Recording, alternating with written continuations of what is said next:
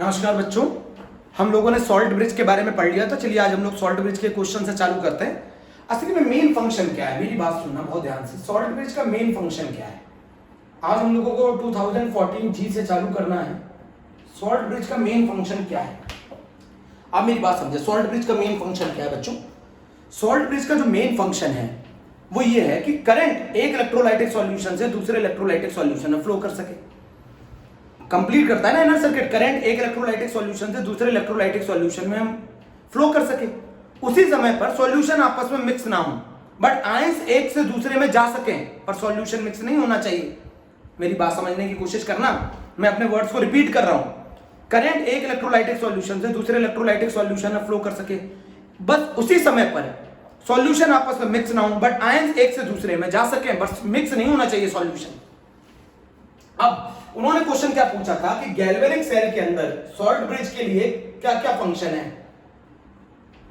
Galvanic cell में salt bridge का क्या क्या फंक्शन है। गैल्वेनिक सेल में सॉल्ट ब्रिज का क्या फंक्शन है? पहला फंक्शन है, क्या यह स्टेटमेंट सही है?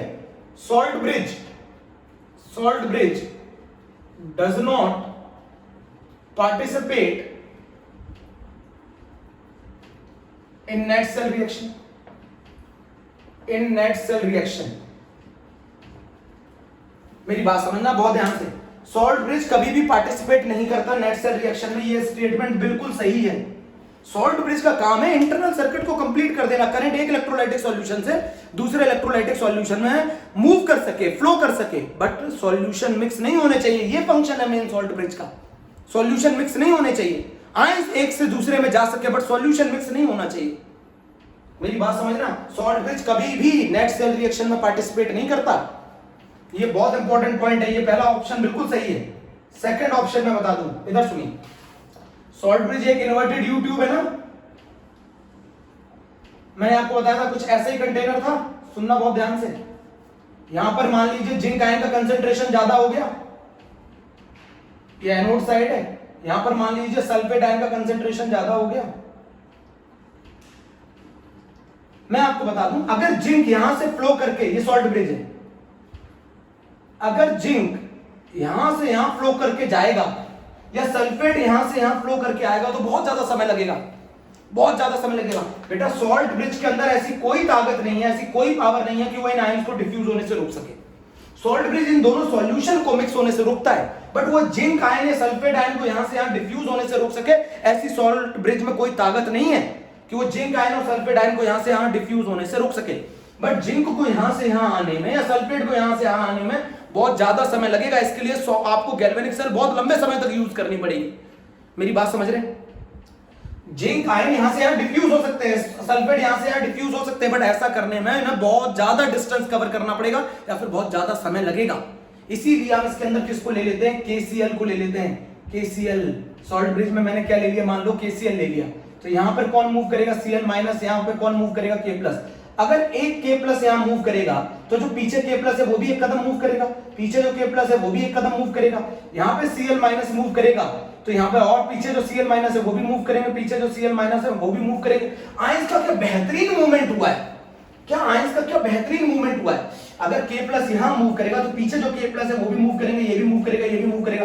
ऐसे यहां पर अगर Cl माइनस मूव करेगा तो Cl माइनस मूव करेगा, Cl माइनस मूव करेगा। क्या बेहतरीन करंट फ्लो होगा। अब मेरी बात को जरा समझिए बेटा, बहुत जरूरी है। सेकंड ऑप्शन बता रहा हूं आपको। सेकंड ऑप्शन था stop the diffusion of ions from one electrode to another. भैया बिल्कुल गलत स्टेटमेंट है, बिल्कुल गलत स्टेटमेंट है। Stop the diffusion of ions from one electrode to another, बिल्कुल गलत है यार। किसके पास कोई सॉल्ट ब्रिज के पास कोई ताकत ही नहीं होती कि आयंस का डिफ्यूजन रोक सके। भैया इसका मेन काम सर्किट को कंप्लीट करना। करंट एक इलेक्ट्रोलाइटिक सॉल्यूशन से दूसरे इलेक्ट्रोलाइटिक सॉल्यूशन में फ्लो करना चाहिए। आयंस एक जगह से दूसरी जगह डिफ्यूज हो सके, आयंस एक से दूसरे में जा सके, बट सॉल्यूशन मिक्स ना हो। सॉल्ट ब्रिज के पास ऐसी कोई ताकत नहीं है, ऐसी कोई पावर नहीं है जो जिंक आयन को यहां से यहां और सल्फेट आयन को यहां से यहां डिफ्यूज होने से रोक सके। वो तो क्या है, जिंक को यहां से यहां डिफ्यूज होगा या सल्फेट यहां से यहां डिफ्यूज होगा तो इनको बहुत ज्यादा डिस्टेंस क्या करना पड़ेगा, कवर करना पड़ेगा। तो मैं आपको क्या बताना चाहता हूं, जो सेकंड ऑप्शन था stop the diffusion of ions from one electrode to another, ये आंसर गलत है। सॉल्ट ब्रिज कभी भी डिफ्यूजन ऑफ आयंस को नहीं रोक सकता। तीसरा, salt bridge is compulsory, salt bridge is necessary for galvanic cell. बच्चे बड़े हद तक confuse, salt bridge is necessary for galvanic cell, बिल्कुल। बहुत सारे बच्चे कहेंगे बिल्कुल सर ये सेल सॉल्ट ब्रिज कंपलसरी है गैल्वेनिक सेल के लिए। नहीं बेटा, बहुत सारी गैल्वेनिक सेल ऐसी हैं जिनमें सॉल्ट ब्रिज की कोई आवश्यकता नहीं है, जैसे lead storage battery. Lead storage battery 12th class के कोर्स में है। मैं आपको बता दूं, जहां एक ही इलेक्ट्रोलाइटिक सॉल्यूशन है, ऐसी गैल्वेनिक सेल के अंदर आपको सॉल्ट ब्रिज की आवश्यकता नहीं है। सॉल्ट ब्रिज की आवश्यकता उस गैल्वेनिक सेल में जहां दो डिफरेंट इलेक्ट्रोलाइटिक सॉल्यूशन हो। तो ये स्टेटमेंट बहुत सारे बच्चे गलत करेंगे। मैं आपको आंसर बता दूं, लेड स्टोरेज सेल के अंदर कोई सॉल्ट ब्रिज नहीं होता। और ये गैल्वेनिक सेल का एग्जांपल है, ये गैल्वेनिक सेल का एग्जांपल है। लेड स्टोरेज सेल में नो सॉल्ट ब्रिज, कोई सॉल्ट ब्रिज नहीं होता। मैं फिर बता दूं, जहां दो डिफरेंट इलेक्ट्रोलाइटिक सॉल्यूशन होते हैं वहां सॉल्ट ब्रिज की आवश्यकता होती है। समझ रहे हैं, वहां सॉल्ट ब्रिज की आवश्यकता होती है। फोर्थ स्टेटमेंट पे जा रहे हैं, ये स्टेटमेंट गलत है। To ensure the mixing of two solution, बेटा ये तो भयंकर गलत है, बहुत ज्यादा गलत है। ये तो ये एंश्योर करते हैं सॉल्ट ब्रिज की दो सॉल्यूशन आपस में मिक्स नहीं होने चाहिए। ये क्या लिख रहा है, to ensure the mixing of two solution. भैया ये तो पॉसिबल ही नहीं है, जो बहुत ज्यादा बड़ा गलत है, ये तो भयंकर गलत है। ये तो भयंकर गलत है कि दो सॉल्यूशन आपस में कभी भी मिक्स नहीं होने चाहिए। ये फंक्शन होता है सॉल्ट ब्रिज का, द टू एंश्योर द कि two solution are not mix with each other, दो सॉल्यूशन एक दूसरे से मिक्स नहीं होने चाहिए। ये फंक्शन होता है किसका, सॉल्ट ब्रिज का। मेरे बच्चों फिर से सुन लेना, ये स्टेटमेंट भी गलत है। To ensure the mixing of two solution, अरे सॉल्ट ब्रिज तो ये एंश्योर करता है कि दो सॉल्यूशन आपस में मिक्स नहीं होने चाहिए। मेरे प्यारे बच्चों, to ensure the mixing of two solution, salt bridge तो ये एंश्योर करता है कि दो सॉल्यूशन आपस में मिक्स नहीं होने चाहिए। कैसा लगा आप लोगों को ये question? IIT 2014 advance.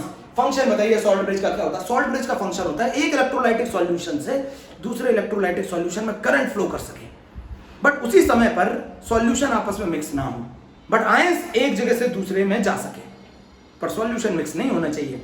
Internal circuit को कंप्लीट करता है, इलेक्ट्रिकल न्यूट्रलिटी भी मेंटेन करता है।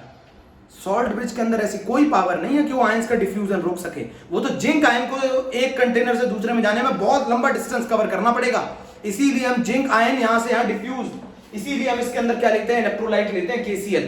Cl माइनस अगर यहां मूव करेगा तो पीछे वाले Cl माइनस भी मूव करेंगे, अगर यहां K प्लस मूव करेगा तो पीछे वाले भी K प्लस मूव करेंगे, तो जिसकी वजह से बहुत शानदार करंट फ्लो करेगा। क्या सॉल्ट ब्रिज कंपलसरी है, नेसेसरी है for the galvanic cell?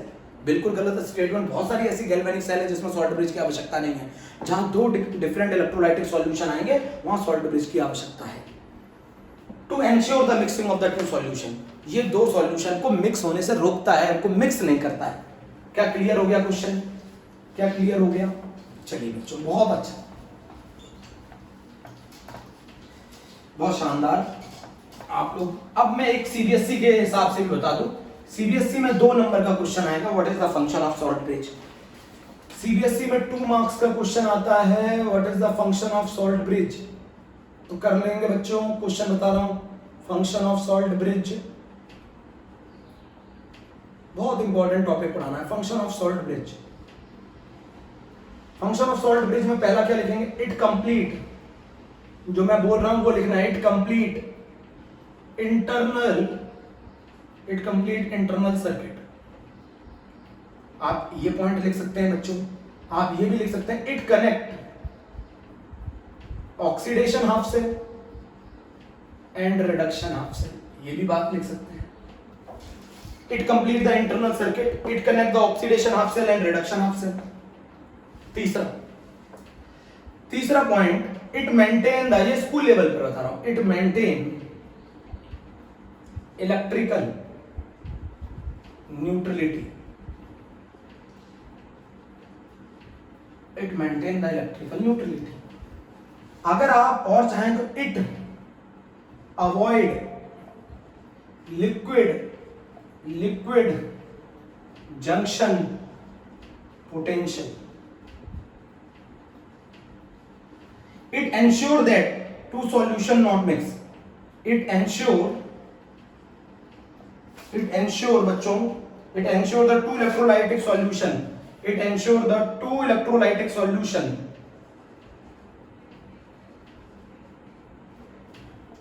not mix with each other.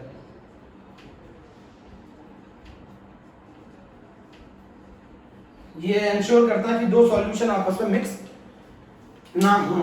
बच्चों ये पूरा नोट कर लो आप लोग. Function of salt bridge CBSE board में 2 नंबर में. आईआईटी ने एक और क्वेश्चन पूछा था, सॉल्ट ब्रिज का कंडीशन क्या है.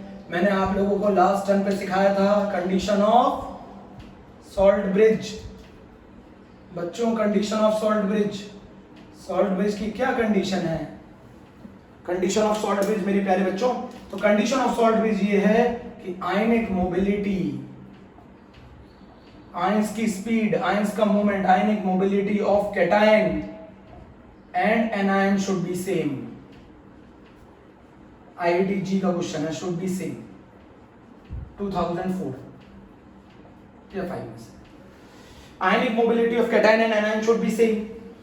इसको आप ऐसे भी लिख सकते हैं, न्यू कैटायन बराबर न्यू एनायन, Cl माइनस ले लो, न्यू कैटायन बराबर न्यू एनायन. ये ऐसे भी लिख सकते हो, speed of cation is equals to speed of anion. Speed of cation should be equal to speed of anion. एक और, द सॉल्ट और the electrolyte should be inert.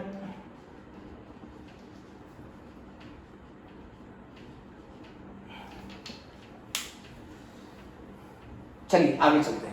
मैंने आपको कल क्या बताया था, गैल्वेनिक सेल का रिप्रेजेंटेशन बताया था. गैल्वेनिक सेल का अगर रिप्रेजेंट करके दे रखा हो, अगर आपको नेट सेल रिएक्शन दे रखी हो तो आप गैल्वेनिक सेल का रिप्रेजेंटेशन कर सकते हैं, या फिर आपको गैल्वेनिक सेल का दे रखा हो, रिप्रेजेंटेशन दे रखा हो, नेट सेल रिएक्शन बना सकते हैं. उस पर भी बात करते हैं, इंपॉर्टेंट है.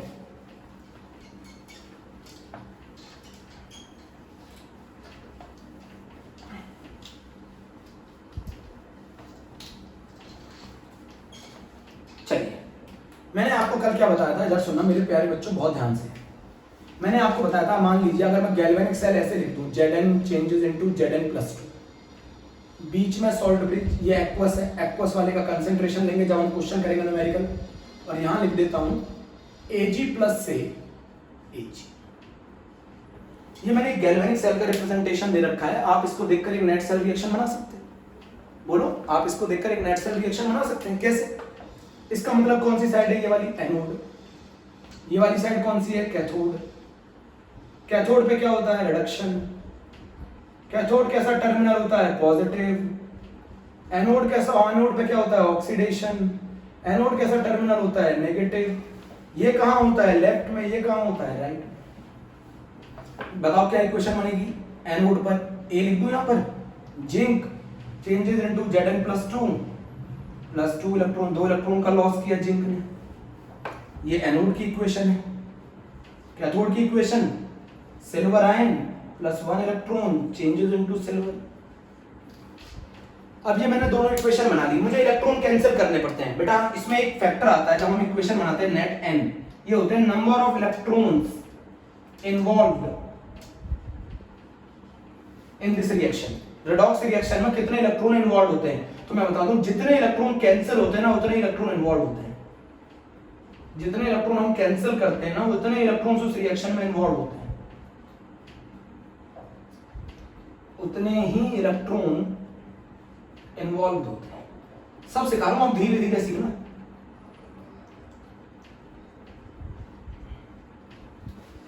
नंबर ऑफ इलेक्ट्रॉन इन्वॉल्व, जितने इलेक्ट्रॉन कैंसिल करते हैं उतने इलेक्ट्रॉन इन्वॉल्व होते हैं. अब जरा बताओ, यहाँ पे कितने इलेक्ट्रॉन है, 2. यहाँ पे कितने इलेक्ट्रॉन है, 1. क्या करें, मल्टीप्लाई करते हैं इसको 2 से. इलेक्ट्रॉन कैंसिल करने पड़ते हैं ना रेडॉक्स, नेट रेडॉक्स रिएक्शन के अंदर इलेक्ट्रॉन्स नहीं दिखते. तो बताओ मल्टीप्लाई करने के बाद 2 से क्या होगा, ये बन जाएगा 2Ag पॉजिटिव, ये बन जाएगा 2 इलेक्ट्रॉन, और ये बन जाएगा 2Ag. मैंने मल्टीप्लाई कर दिया 2 से. अब अगेन दोनों इक्वेशनों को ऐड कर दूं तो ये 2 इलेक्ट्रॉन कैंसिल. ये बन गया zinc +2Ag positive aqueous changes into Zn+2 aqueous plus 2Ag, Zn plus 2 aqueous plus 2Ag। मेरी बात समझ गए? Zinc plus 2Ag positive aqueous, Zn plus 2 aqueous plus 2Ag। बोलो बन गए? अब जरा मेरी बात समझना, ये बन गई इसकी नेट सेल रिएक्शन। बताओ इसमें number of electrons involved 2, n की वैल्यू 2। बेटा कितने इलेक्ट्रॉन्स का ऑक्सीडेशन, कितने इलेक्ट्रॉन का रिडक्शन है, ये मतलब होता है इसका नंबर ऑफ इलेक्ट्रॉन इन्वॉल्वड। कितने इलेक्ट्रॉन का ऑक्सीडेशन और रिडक्शन हो रहा है? 2। जितने इलेक्ट्रॉन कैंसिल करते हो उतने इलेक्ट्रॉन होते हैं। समझ रहे हो ना मेरे प्यारे बच्चों? जितने इलेक्ट्रॉन कैंसिल करते हो, अमीशा, हेमा बोलो, आस्था रानी बोलो कि जितने इलेक्ट्रॉन तुम कैंसिल करते हो, रेखा बोलो जल्दी कि जितने इलेक्ट्रॉन तुम कैंसिल करते हो उतना n होता है। अब मेरी बात सुनो, ये वाली बात होगी। इसके लिए QC आप लोगों ने 11th क्लास में पढ़ा होगा, ये सब न्यूमेरिकल में यूज होगा। रिएक्शन क्वेश्चन कहते हैं। रिएक्शन क्वेश्चन का क्या फार्मूला होता है? प्रोडक्ट का कंसंट्रेशन अपॉन रिएक्टेंट का कंसंट्रेशन। प्रोडक्ट का कंसंट्रेशन अपॉन रिएक्टेंट का कंसंट्रेशन। स्टिक्योमेट्रिक कोफिशिएंट कहां होते हैं? पावर में। ये कहलाता है QC। प्योर सॉलिड और प्योर लिक्विड का कंसंट्रेशन 1 होता है। ये रहा प्योर सॉलिड, ये रहा प्योर लिक्विड, प्योर सॉलिड का कंसंट्रेशन 1 होता है। तो बताओ क्या होगा QC इस रिएक्शन का? इस रिएक्शन का QC होगा Zn प्लस 2 का कंसंट्रेशन डिवाइडेड बाय मेरे प्यारे बच्चों Ag प्लस का होल स्क्वायर। कौन सा बच्चा क्वेश्चन मार्क कर रहा है? ये स्टिक्योमेट्रिक कोफिशिएंट देखो यहां पर, युवराज स्टिक्योमेट्रिक कोफिशिएंट देखो यहां पर 2 है, तो 2 पावर में जाएगा ना QC लिखते हो। जरूरत पड़ेगी इसकी भी जरूरत पड़ेगी। अब मैं आपको उल्टा देता, आपको अगर मैं ये नेट सेल रिएक्शन दे दूं, आप इसको देखकर सॉल्ट ब्रिज का रिप्रेजेंटेशन कर सकते हैं। बहुत आसान है। बोलो सॉल्ट ब्रिज का आपको तो ये पहचानना है किसका ऑक्सीडेशन किसका रिडक्शन हो रहा है। तो जो ऑक्सीडेशन वाला होता है वो लेफ्ट में, सॉल्ट ब्रिज ये बना दिया। मैंने क्या बोले थे? आयंस बगल में। ऑक्सीडेशन में जिंक किस में कन्वर्ट होता है? Zn पॉजिटिव में। और सिल्वर किस में कन्वर्ट होता है? सिल्वर आयन किस में कन्वर्ट होते हैं? Ag में। ये हो गया। रिएक्शन को देखकर आप बना सकते हो। चलिए ये बच्चों आप लोगों ने सही से सीख लिया, मुझे उम्मीद है आप लोगों को ये अच्छा लगा होगा। एक और करा देता हूं, एक और कराते हैं जिससे आप लोगों को ये क्लियर हो सके।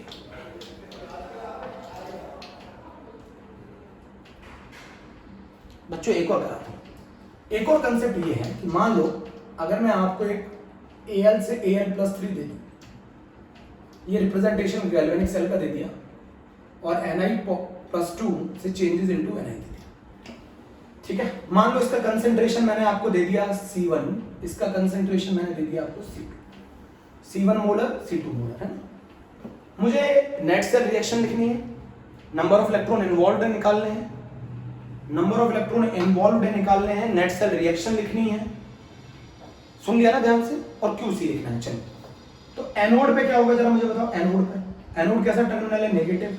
एनोड पे क्या होगा? Aluminium solid changes into Al+3। Ions always aqueous में मिलते हैं, प्लस 3 इलेक्ट्रॉन, 3 इलेक्ट्रॉन का ऑक्सीडेशन। सेकंड इक्वेशन कैथोड पर पॉजिटिव टर्मिनल, निकल +2 एक्वस, 2 इलेक्ट्रॉन गेन करके चेंजेस इनटू निकल। अभी मैं आपको शॉर्टकट बताऊंगा मैं कैसे करता था।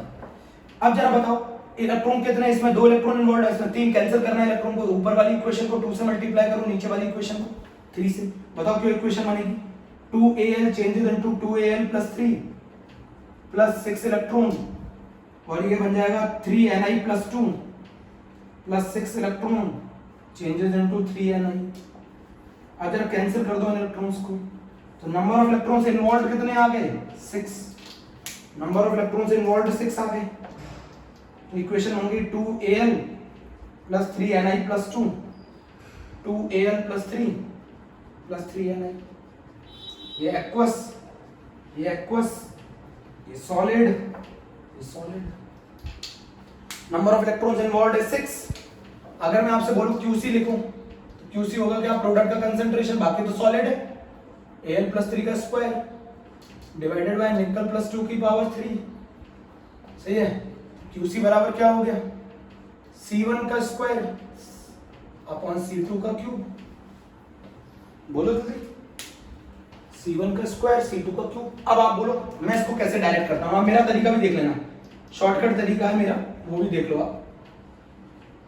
शॉर्टकट है Al+3, बीच में सॉल्ट ब्रिज, निकल +2 निकल, इसके फर्स्ट को इसके फर्स्ट से ऐड कर देता हूं, इसके सेकंड को इसके सेकंड से ऐड कर देता हूं। बताओ क्या बना? Al plus Ni plus 2 Al plus 3 plus Ni। अब बराबर कर दो इलेक्ट्रॉन, तो 2 वाले को कितने से मल्टीप्लाई कर दूं? 3 से। तो निकल वाले टर्म को 3 से मल्टीप्लाई कर दूं, एल्युमिनियम वाले टर्म को 2 से मल्टीप्लाई कर दो, बन गई इक्वेशन। बताओ कितने इलेक्ट्रॉन ट्रांसफर हुए? यहाँ ऑक्सीडेशन नंबर है +6, यहाँ ऑक्सीडेशन नंबर 0 है, कितने इलेक्ट्रॉन का ट्रांसफर? 6। यहाँ ऑक्सीडेशन नंबर 0 है, यहाँ कितने इलेक्ट्रॉन का ट्रांसफर? 6। तो 6 का ऑक्सीडेशन, 6 का रिडक्शन, इलेक्ट्रॉन कैंसिल आउट हो जाएंगे। तो n की वैल्यू मुझे मालूम चल गई कितनी? ये शॉर्टकट है। इसके पहले वाले को इसके पहले वाले से जोड़ देता हूं, इसके सेकंड वाले को इसके सेकंड वाले से जोड़ देता हूं, फिर इलेक्ट्रॉन्स को बराबर कर देता हूं। कैसे? जितने इलेक्ट्रॉन का ऑक्सीडेशन होना चाहिए उतने इलेक्ट्रॉन का रिडक्शन होना चाहिए, तभी तो नेट इलेक्ट्रॉन कैंसिल आउट हो गए। तो n बराबर 6 आ गया। लिख लो आप, ये भी तरीका सही है अगर आपको लगे। अगर आपको ये तरीका सही लगे तो ये भी सही। बेटा इधर सुनो, बहुत ध्यान से सुनो। किसी गैस और किसी लिक्विड का इलेक्ट्रोड तो बन नहीं सकता। बेटा गैस का कैसे? इलेक्ट्रोड जो होता है वो तो सॉलिड का होता है। अगर कोई गैस आ जाए तो गैस आ जाए या लिक्विड आ जाए तो उसका इलेक्ट्रोड तो बन नहीं सकता, उसका इलेक्ट्रोड तो बन नहीं सकता, इलेक्ट्रोड तो सॉलिड होता है। तो हम क्या लेंगे? इनके केसेस में हम प्लेटिनम इलेक्ट्रोड लेंगे। प्लेटिनम इलेक्ट्रोड के सरफेस पर, यहाँ प्लेटिनम का काम सिर्फ इलेक्ट्रिक करंट कंडक्ट करना है। यहाँ प्लेटिनम के सरफेस पे गैस या लिक्विड ऑक्सीडाइज या रिड्यूस हो गए। प्लेटिनम के सरफेस पर, प्लेटिनम खुद इनर्ट इलेक्ट्रोड है, ये इनर्ट इलेक्ट्रोड है, ये खुद पार्टिसिपेट नहीं करेगा। बट आपको अच्छी तरह मालूम है ना, गैस का इलेक्ट्रोड नहीं बन सकता, गैस का इलेक्ट्रोड नहीं बन सकता। मेरी बात समझ रहे हैं ना? गैस का इलेक्ट्रोड नहीं बन सकता। ये जो लाइन है, जो बहुत सारे बच्चे पूछते थे, ये लाइन किसको रिप्रेजेंट करती है? डिफरेंट फेज को रिप्रेजेंट करती है। ये लाइन किसको रिप्रेजेंट करती है? डिफरेंट फेज को रिप्रेजेंट करती है मेरे प्यारे बच्चों। लिख ले। QC का मतलब जानते हैं, प्रोडक्ट का कंसंट्रेशन अपॉन रिएक्टेंट का कंसंट्रेशन, स्टोइकियोमेट्रिक कोएफिशिएंट, पावर में जाएंगे। प्लेटिनम का इलेक्ट्रोड इनर्ट है, इसके सरफेस पे गैस आइदर ऑक्सीडेशन करेगी, रिडक्शन करेगी, खुद प्लेटिनम पार्टिसिपेट कर नहीं सकता। तो इनके केसेस में लेना पड़ता है गैस और लिक्विड के। आप बोलोगे कैसे? समझाओ जरा, एग्जांपल समझाओ। जैसे मैंने ये प्लेटिनम लिखा और ये लिखा hydrogen gas changes into H+ aqueous, बीच में salt bridge Cu+2 changes into C। Platinum H2 से H+ एक्वस, Cu+2 से Cu। बोलो बच्चों, लिख लिया? प्लेटिनम क्यों लिखा? क्योंकि कौन है? गैस। मैंने बोला था आपसे गैस पर। ये कौन है? Inert electrode. तो कोई भी लिक्विड आ जाए या कोई भी गैस आ जाए तो आपको उसके साथ क्या मेंशन करना जरूरी है? Platinum mention. भाई इनके इलेक्ट्रोड तो बन नहीं सकते, तो इलेक्ट्रोड किसका बनाना पड़ेगा? प्लेटिनम का। और इनके सरफेस पे हाइड्रोजन का ऑक्सीडेशन कराना पड़ेगा। चलो पहली इक्वेशन बनाते हैं। H2 gas changes into 2H positive aqueous plus 2 electron. यहाँ पे ऑक्सीडेशन नंबर देखो 0, यहाँ एक हाइड्रोजन का ऑक्सीडेशन नंबर 1, 2 हाइड्रोजन का +2, कितने इलेक्ट्रॉन का चेंज आ रहा है? 2 इलेक्ट्रॉन का चेंज आ रहा है। ये क्या हो रहा है बोलो? ऑक्सीडेशन। तो हाइड्रोजन गैस को हमने ऑक्सीडाइज कर दिया, किसमें ऑक्सीडाइज कर दिया? 2H positive plus 2 electron. Hydrogen gas को मैंने ऑक्सीडाइज कर दिया 2H पॉजिटिव प्लस 2 इलेक्ट्रॉन कर दिया ना। साथ में लिख दो यहाँ पर प्लेटिनम। समझ गए ना? प्लेटिनम के सरफेस पे हाइड्रोजन गैस ऑक्सीडाइज हो गई H+ में। ये इक्वेशन नंबर 1 हो गई एनोड की। कैथोड पे क्या होगा? Cu+2 plus 2 electron changes into C, reduction हो गया। बच्चों समझ में नहीं आया? देखो हाइड्रोजन गैस है, यहाँ एक हाइड्रोजन का ऑक्सीडेशन नंबर 1 है, यहाँ 0 है, 0 से +1 एक हाइड्रोजन के लिए चेंज हो, एक का है तो कितना हाइड्रोजन है? 2 का, तो 2 के लिए 2 का चेंज आएगा। 2 इलेक्ट्रॉन का ऑक्सीडेशन या 2 इलेक्ट्रॉन का रिडक्शन, दोनों को ऐड कर दो, ये कैथोड है, ये एनोड है। ये तो आप लोग लिख लोगे। 2 इलेक्ट्रॉन कैंसिल। क्या बनी equation? Platinum hydrogen plus Cu+2 changes into 2H plus C। बोलो, हाइड्रोजन चेंज हुआ है H+ में, Cu+2 चेंज हुआ है C। कितने इलेक्ट्रॉन कैंसिल हुए? जितने इलेक्ट्रॉन कैंसिल हुए उनको हम बोलते हैं number of electron involve. 2 electron involve. मैंने अभी आपको बताया गैस और लिक्विड के इलेक्ट्रॉन का इलेक्ट्रोड कैसे बन सकता है? इलेक्ट्रोड बनेगा सॉलिड का, बट हम चाहते हैं कि गैस या लिक्विड रिएक्ट करे, तो हम नहीं चाहते कि वो इलेक्ट्रोड रिएक्ट करे, तो इलेक्ट्रोड हमें कैसा लेना पड़ेगा? इनर्ट। तो प्लेटिनम एक इनर्ट इलेक्ट्रोड है। प्लेटिनम एक इनर्ट इलेक्ट्रोड है मेरे प्यारे बच्चों, प्लेटिनम एक इनर्ट इलेक्ट्रोड है। Platinum hydrogen changes into 2H plus Cu+2 changes into C। अच्छा, इसका मैं आपसे एक चीज पूछ रहा हूं, इसमें नंबर ऑफ इलेक्ट्रॉन लिख लिए, इसका क्यूसी लिखो। मैंने क्या बोला, एक चीज याद रखना, आयंस के केस में कंसंट्रेशन, आयंस के केस में कंसंट्रेशन, ये एक्वस, ये गैस है, गैस के केस में प्रेशर, गैस के केस में प्रेशर लेना पड़ेगा, प्रेशर वो भी किस में लेना पड़ेगा, एटीएम में। अब जरा इसका क्यूसी क्या होगा, इसका क्यूसी होगा H प्लस का whole square divided by concentration of Cu plus 2 into pressure of hydrogen, क्योंकि प्योर सॉलिड और प्योर लिक्विड का कंसंट्रेशन हम लोग 1 लेते हैं। तो प्रोडक्ट साइड पर ये है, स्टिक्योमेट्रिक कोफिशिएंट 2 है, तो H प्लस की पावर 2, हाइड्रोजन गैस का प्रेशर, और Cu प्लस 2 की पावर 1। स्टिक्योमेट्रिक कोफिशिएंट देखो ना, स्टिक्योमेट्रिक कोफिशिएंट नहीं देख रहे आप लोग, हर्षित शर्मा नहीं देख रहे, आयुष दीक्षित, स्टिक्योमेट्रिक कोफिशिएंट यहाँ 1 है, यहाँ पर कितना है, 2 है। यदुनंदनी अंकिता यादव, यहाँ स्टिक्योमेट्रिक कोफिशिएंट 2 है।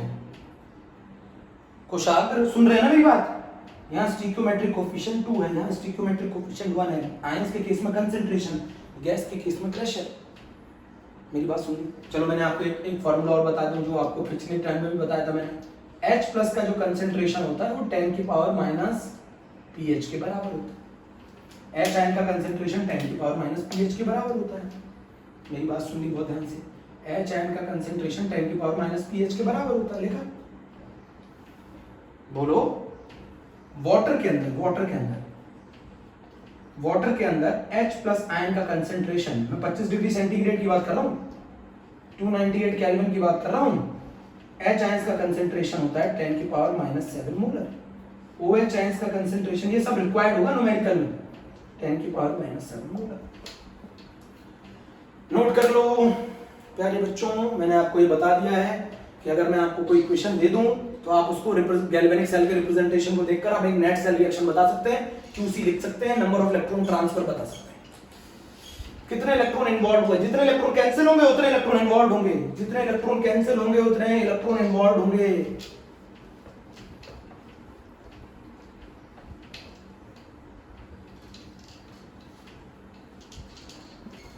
केशव समझ रहे हो ना बेटा? चलो आगे चलते हैं, एक और अगला टॉपिक पढ़ा रहा हूं बहुत इंपॉर्टेंट, और वो टॉपिक है इलेक्ट्रोड पोटेंशियल। बेटा बोर्ड एग्जाम में ये नहीं पूछा जाता कि इलेक्ट्रोड पोटेंशियल क्या है, आईआईटी में इसका मतलब समझना है आपको। इलेक्ट्रोड पोटेंशियल साफ मालूम चल रहा है, किसी पर्टिकुलर इलेक्ट्रोड का पोटेंशियल को इलेक्ट्रोड पोटेंशियल कहेंगे, ऐसा नहीं। चलिए समझते हैं। मान लीजिए आपको मैं पहले एक सिंपल डेफिनेशन बता दूं। इलेक्ट्रोड पोटेंशियल होता है उस पर्टिकुलर इलेक्ट्रोड और उसके आयंस के बीच में चार्ज सेपरेशन की वजह से जो पोटेंशियल जनरेट होता है उसको इलेक्ट्रोड पोटेंशियल बोलते हैं। उस पर्टिकुलर इलेक्ट्रोड का और उसके आयन या उसके सॉल्यूशन के बीच में चार्ज सेपरेशन की वजह से जो पोटेंशियल जनरेट होगा उसको बोला जाता है इलेक्ट्रोड पोटेंशियल। बोलो, सुन रहे हैं? इलेक्ट्रोड पोटेंशियल क्या होगा, मेरी बात सुनना बहुत ध्यान से। इलेक्ट्रोड पोटेंशियल का मतलब है मेटल के इलेक्ट्रोड और उसके सॉल्यूशन में प्रेजेंट आयंस के बीच में चार्ज सेपरेशन की वजह से जो पोटेंशियल जनरेट होगा उसको बोला जाएगा इलेक्ट्रोड पोटेंशियल। उससे पहले मैं एक कंडीशन बता दूं, यहाँ बेटा दो कंडीशन होती है, एक को सॉल्यूशन प्रेशर कहा जाता है और एक को ऑस्मोटिक प्रेशर बोला जाता है। ये मैंने मेटल ले लिया और ये उसके आयन ले लिए Mn+, F+। M से M+N में जाने की जो टेंडेंसी होती है उसको कहा जाता है सॉल्यूशन प्रेशर, उसको बोला जाता है SP। SP मतलब सॉल्यूशन प्रेशर, SP मतलब सॉल्यूशन प्रेशर। सॉल्यूशन प्रेशर क्या है? M से मेटल M से Mn+ में जाने की जो टेंडेंसी होती है उसे बोला जाता है सॉल्यूशन प्रेशर। Mn+ से M में आने की जो टेंडेंसी होती है उसे बोला जाता है OP। OP मतलब क्या है? Osmotic pressure. OP मतलब क्या है? Osmotic pressure. बेटा ये स्कूल लेवल पे नहीं बताते, जी में बताया जाता है। M से Mn+ में जाने की टेंडेंसी सॉल्यूशन प्रेशर, Mn+ से M में आने की tendency osmotic pressure. Osmotic pressure ये वो वाला नहीं है सॉल्यूशन वाला ऑस्मोटिक प्रेशर, ये वाला है Mn+ से M में जाने की टेंडेंसी ऑस्मोटिक प्रेशर, M से Mn+ में जाने की टेंडेंसी सॉल्यूशन प्रेशर। यहां कुछ चीजें बता रहा हूं मैं, देखो जरा समझो। अगर सॉल्यूशन प्रेशर ऑस्मोटिक प्रेशर से ज्यादा है, अगर सॉल्यूशन प्रेशर ऑस्मोटिक प्रेशर से ज्यादा है तो क्या होगा बताओ? सॉल्यूशन प्रेशर अगर ऑस्मोटिक प्रेशर से ज्यादा है तो Mn प्लस में जाने की टेंडेंसी ज्यादा और Mn प्लस से M में आने की टेंडेंसी कम। तो इसका मतलब है हमारा क्या होगा, ऑक्सीडेशन होगा। बोलो, सॉल्यूशन प्रेशर अगर ऑस्मोटिक प्रेशर से ज्यादा है तो यहां से यहां जाने की टेंडेंसी ज्यादा, यहां से यहां जाने की टेंडेंसी कम, तो ऑक्सीडेशन की टेंडेंसी ज्यादा। अगर सॉल्यूशन प्रेशर ऑस्मोटिक प्रेशर से कम है तो यहां से यहां जाने की टेंडेंसी कम, तो यहां से यहां जाने की टेंडेंसी ज्यादा। तो इसका मतलब क्या है, रिडक्शन करने की टेंडेंसी ज्यादा। मेरी बात समझ में, रिडक्शन करने की टेंडेंसी ज्यादा। M से Mn प्लस में जाने की टेंडेंसी को कहते हैं सॉल्यूशन प्रेशर, Mn प्लस से M में जाने की टेंडेंसी को कहते हैं ऑस्मोटिक प्रेशर। अगर सॉल्यूशन प्रेशर जा रहा है तो M का Mn प्लस में कन्वर्ट होने की टेंडेंसी ज्यादा है, अगर ऑस्मोटिक प्रेशर ज्यादा है तो Mn से M में कन्वर्ट होने की टेंडेंसी ज्यादा है। चलिए मैं बात कर रहा हूं, सबसे पहले मैंने एक मेटल की इलेक्ट्रोड ले रखा है, ये मेरा एक मेटल का इलेक्ट्रोड है, ये मैंने एक वायर ले रखा है, ये मेरा मेटल N है, सही है, ये उसका सॉल्यूशन है। समझना बेटा बहुत ध्यान से, ये मेरा Mn प्लस का सॉल्यूशन है, Mn प्लस का सॉल्यूशन है, Mn प्लस N प्लस। मैं किसकी कंडीशन ले रहा हूं, मैं कौन सा इलेक्ट्रोड पोटेंशियल पढ़ रहा हूं। इलेक्ट्रोड पोटेंशियल दो तरीके के होते हैं, एक ऑक्सीडेशन पोटेंशियल होता है, एक रिडक्शन पोटेंशियल होता है। इस केस में मेरा सॉल्यूशन प्रेशर मेरे ऑस्मोटिक प्रेशर से ज्यादा है, तो मेरा बताओ क्या होगा, मेटल का ऑक्सीडेशन। तो ये मेटल क्या करेगा, Mn प्लस के फॉर्म में कन्वर्ट होकर सॉल्यूशन में आने लगेगा, टूट टूट के सॉल्यूशन में आएगा। किस फॉर्म में आएगा, Mn plus Mn plus Mn plus Mn plus solution में आएगा। बोलो, शुरुआत में टूटेगा Mn प्लस में आएगा, फिर टूटेगा Mn प्लस में आएगा। जितना ज्यादा टूट टूट के सॉल्यूशन में जाएगा उतना ज्यादा पोटेंशियल, उतना ज्यादा चार्ज सेपरेशन होगा, जितना ज्यादा चार्ज सेपरेशन होगा उतना ज्यादा पोटेंशियल होगा। शुरुआत में पोटेंशियल कम होगा ना, क्योंकि चार्ज सेपरेशन कम है। जैसे जैसे ऑक्सीडेशन आगे चलेगा, जैसे जैसे मेटल अपने आप को तोड़ेगा किसमें, Mn प्लस में, वैसे वैसे चार्ज सेपरेशन ज्यादा होगा, पोटेंशियल ज्यादा होगा। अब आपको मैं बता दूं पोटेंशियल का, तो ये क्या छोड़ेगा, N इलेक्ट्रॉन रॉड पे N इलेक्ट्रॉन छोड़ेगा। बेटा मेटल कन्वर्ट हो रहा है, सुनो आप मेरी बात समझो, मेटल कन्वर्ट हो रहा है Mn प्लस में, साथ में क्या लूज कर रहा है, N इलेक्ट्रॉन्स। तो यहां मेटल की ऑक्सीडेशन स्टेट बढ़ रही है ना, 0 से N प्लस में, 0 से N प्लस में, तो ये क्या कहलाएगा, ऑक्सीडेशन। बोलो, तो ये अभी आपको मैं बता दूं, मेरी बात समझ ली आपने, ये वाली बात समझ ली। रॉड पर इलेक्ट्रॉन इकट्ठा होने के कारण ये रॉड कैसा चार्ज हो जाएगी, नेगेटिव। रॉड पे इलेक्ट्रॉन्स कलेक्ट हो रहे हैं ना, तो ये रॉड कैसे चार्ज हो जाएगी, नेगेटिव। और सॉल्यूशन के अंदर जैसे जैसे रिएक्शन चलेगी, सॉल्यूशन के अंदर बेटा जैसे जैसे रिएक्शन चलेगी वैसे ही तो होगा ये। सॉल्यूशन के अंदर Mn प्लस का कंसेंट्रेशन बढ़ गया, Mn प्लस का कंसेंट्रेशन बढ़ गया, Mn प्लस का कंसेंट्रेशन बढ़ जाने से solution will become positive charge. Solution positive charge, उसके रिस्पेक्ट में इलेक्ट्रोड नेगेटिवली चार्ज्ड। तो इस मेटल के इंटरफेस पर चार्ज सेपरेशन हो गया कि नहीं हो गया, आपको यहां समझा दूं एक और डायग्राम से। इस मेटल के इंटरफेस पर चार्ज सेपरेशन हो गया कि नहीं हो गया। मेटल रॉड कैसी चार्ज होगी बेटा, नेगेटिव, और सॉल्यूशन कैसा चार्ज हो गया, पॉजिटिव। बोलो, सॉल्यूशन कैसा चार्ज हो गया, पॉजिटिव। तो चार्ज सेपरेशन हो गया ना, चार्ज सेपरेशन हो गया। बट पोटेंशियल हम ऐसा नहीं कि ये लगातार चलता जाएगा। ये पोटेंशियल हम तब मेजर करते हैं जब इक्विलिब्रियम आ जाए, मतलब जितनी तेजी से Mn पॉजिटिव एक्वस में कन्वर्ट होगा उतनी तेजी से Mn पॉजिटिव M में कन्वर्ट आ गया, तो अब इक्विलिब्रियम आ गया ना।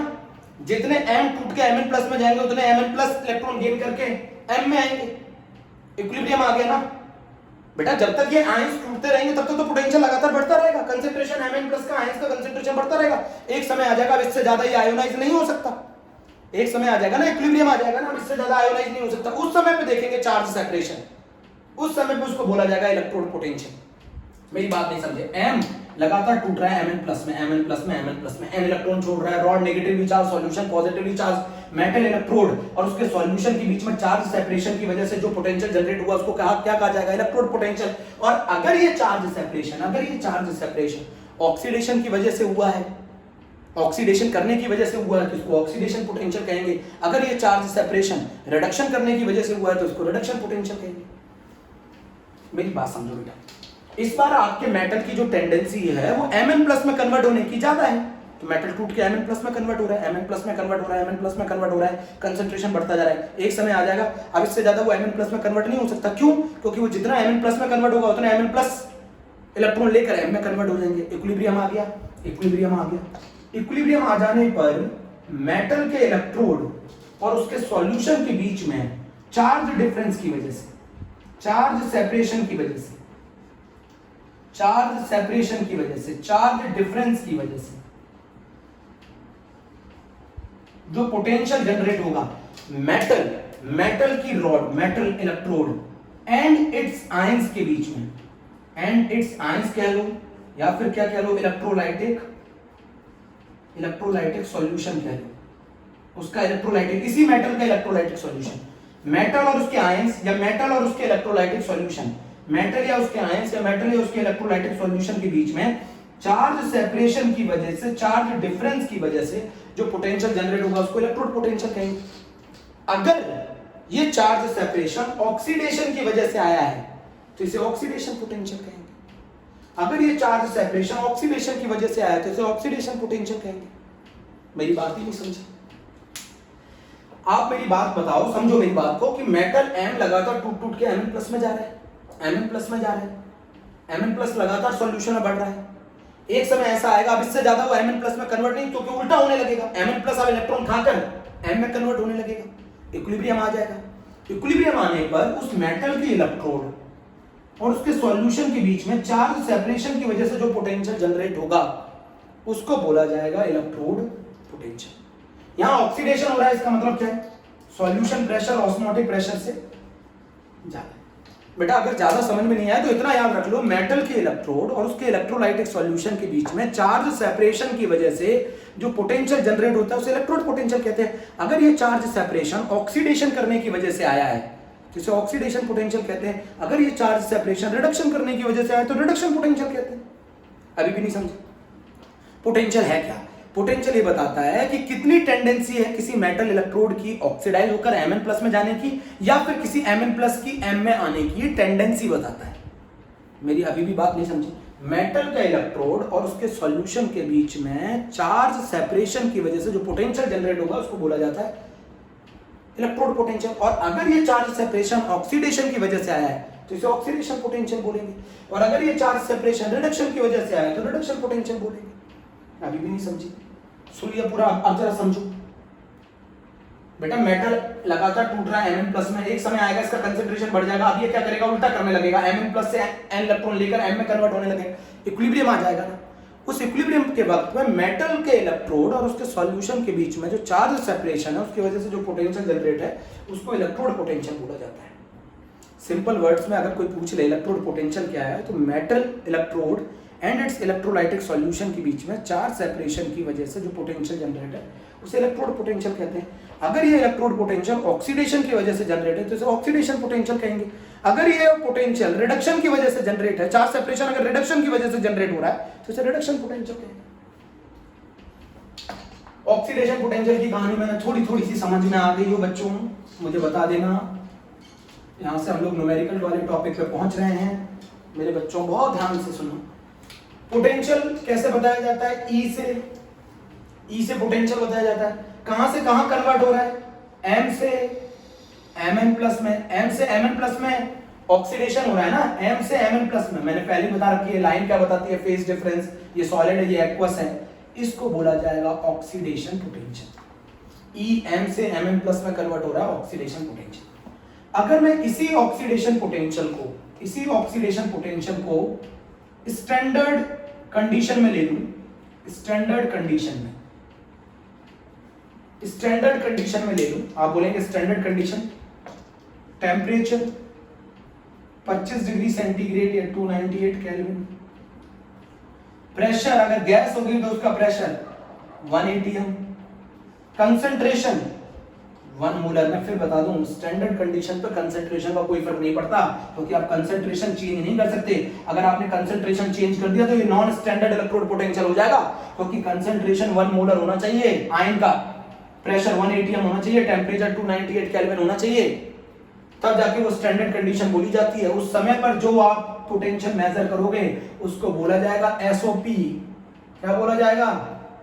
SOP, standard oxidation potential. मान लो आपने कंसंट्रेशन 1 मोलर की जगह 2 मोलर कर दिया तो आप ऑक्सीडेशन पोटेंशियल निकाल रहे हैं। स्टैंडर्ड इलेक्ट्रोड पोटेंशियल एक ही कंडीशन में निकाला जा सकता है जब कंसंट्रेशन 1 मोलर हो, टेम्परेचर 298 केल्विन हो, प्रेशर 1 atm। अगर कोई गैस होगी तो उसका प्रेशर आपको 1 atm लेना पड़ेगा स्टैंडर्ड कंडीशन में, टेम्परेचर 298 केल्विन लेना पड़ेगा कंसंट्रेशन 1 मोलर।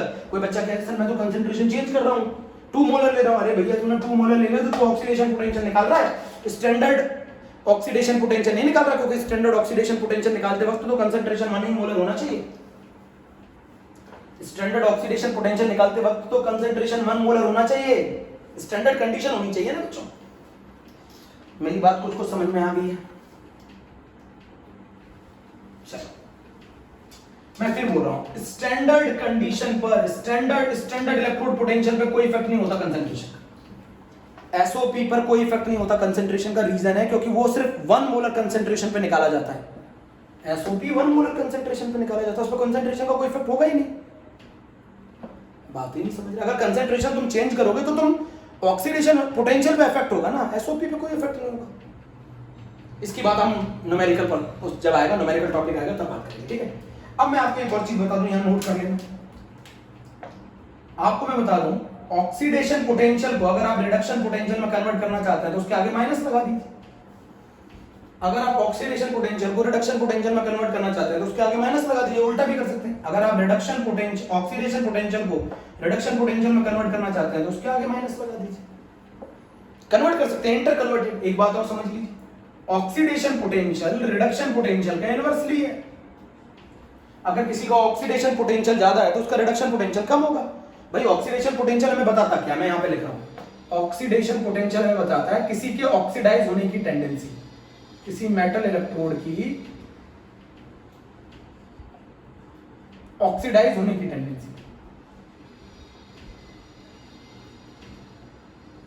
किसी की भी ऑक्सीडाइज होने की, मैं यहां मेटल इलेक्ट्रोड की बात कर रहा हूं, किसी मेटल इलेक्ट्रोड की ऑक्सीडाइज होने की टेंडेंसी। अरे भैया जिसका ऑक्सीडेशन पोटेंशियल ज्यादा उसकी ऑक्सीडाइज होने की टेंडेंसी ज्यादा, तो रिड्यूस होने की टेंडेंसी कम। मैं आपको बता दूं, ऑक्सीडेशन पोटेंशियल को आप रिडक्शन पोटेंशियल में कन्वर्ट कर सकते हैं माइनस साइन लगाकर। जैसे मान लीजिए, जैसे जिंक का ऑक्सीडेशन पोटेंशियल 0.76 वोल्ट है, जिंक का ऑक्सीडेशन पोटेंशियल 0.76 वोल्ट है। आप इसे कन्वर्ट कर सकते हैं रिडक्शन पोटेंशियल में। ऑक्सीडेशन कैसे पहचानना, बहुत सारे बच्चे भूल जाते हैं। 0 से +2 में जा रहा है ऑक्सीडेशन नंबर बढ़ रहा है, ऑक्सीडेशन पोटेंशियल 0 से +2 में जा रहा है ऑक्सीडेशन पोटेंशियल। आप इसको रिडक्शन पोटेंशियल में कैसे कन्वर्ट करेंगे, इसको उल्टा कर दीजिए, इसको उल्टा कर दीजिए। आपने कन्वर्ट कर दिया E0 Zn +2 से Zn, कन्वर्ट कर दिया। ये चीज क्या बता रहा है, रिडक्शन। साइन लगा दीजिए माइनस 0.76। तो जिसका ऑक्सीडेशन पोटेंशियल जितना ज्यादा होगा उसका रिडक्शन पोटेंशियल उतना कम होगा ना, क्योंकि माइनस लग जाने के बाद वो वैल्यू उतनी छोटी हो जाएगी। तो oxidation potential converted into reduction potential, oxidation potential converted into reduction potential, क्या लगा के कन्वर्ट कर सकते हैं। एक एग्जांपल बहुत सफिशिएंट है, बट बच्चे क्या करते हैं जल्दबाजी में इसको तो माइनस कर देते हैं, इसको कन्वर्ट करना भूल जाते हैं। अरे भैया ये भी तो कन्वर्ट होगा, ये तो अभी ऑक्सीडेशन बता रहा है, तो इसको कन्वर्ट करो, उसको रिडक्शन कर दिया, ये वाली वैल्यू क्या है माइनस लगा दो, कन्वर्ट हो गया। Oxidation potential converted into reduction potential.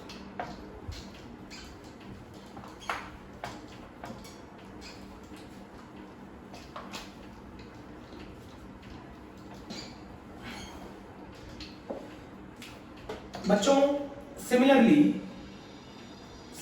मैंने ये मेटल की इलेक्ट्रोड ले ली जिसमें कहीं से इलेक्ट्रॉन आ रहे हैं, इलेक्ट्रॉन आएंगे ना, और ये ले लिया मैंने मेटल आयन का सॉल्यूशन। इस पर इलेक्ट्रॉन आ रहे हैं,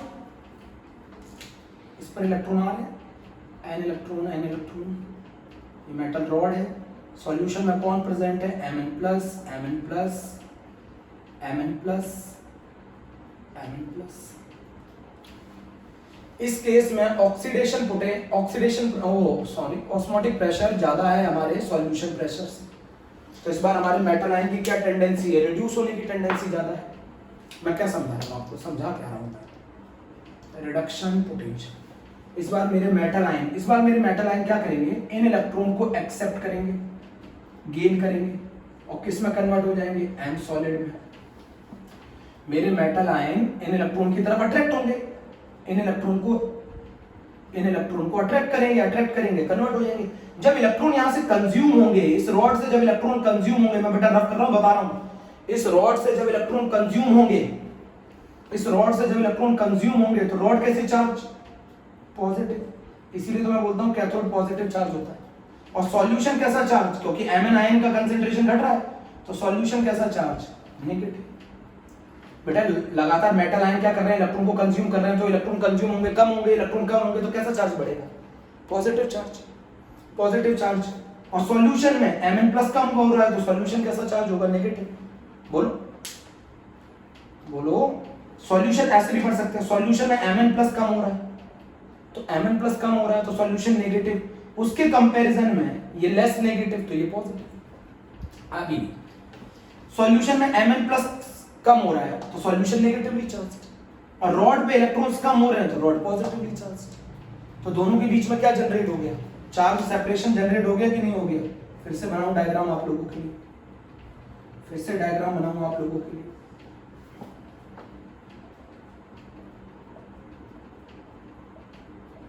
आप बताओ डायग्राम आपको लोग समझाऊं।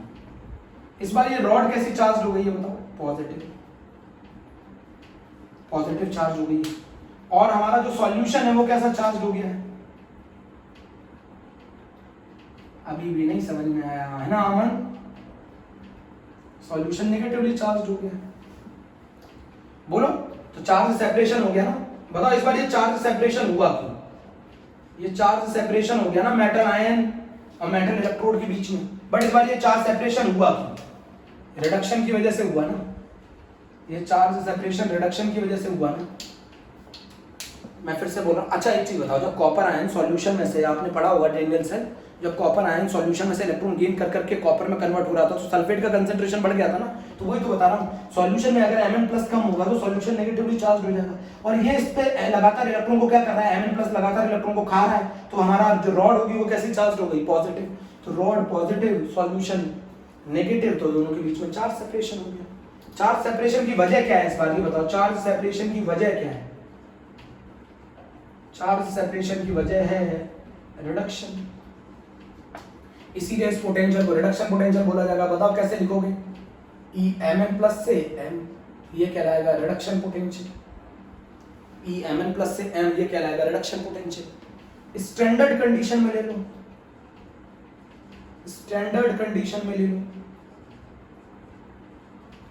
बेटा मेरे सर जो पढ़ाया करते थे वो ये बताया करते थे, वो ये सिर्फ बोलते थे मेटल इलेक्ट्रोड और उसके सॉल्यूशन के बीच में चार्ज सेपरेशन की वजह से जो पोटेंशियल जनरेट होगा उसको इलेक्ट्रोड पोटेंशियल कहते हैं। और वो कह देते थे अगर ये ऑक्सीडेशन की वजह से जनरेट होगा तो इसको ऑक्सीडेशन पोटेंशियल कहेंगे, और अगर ये रिडक्शन की वजह से जनरेट होगा तो इसको रिडक्शन पोटेंशियल कहेंगे।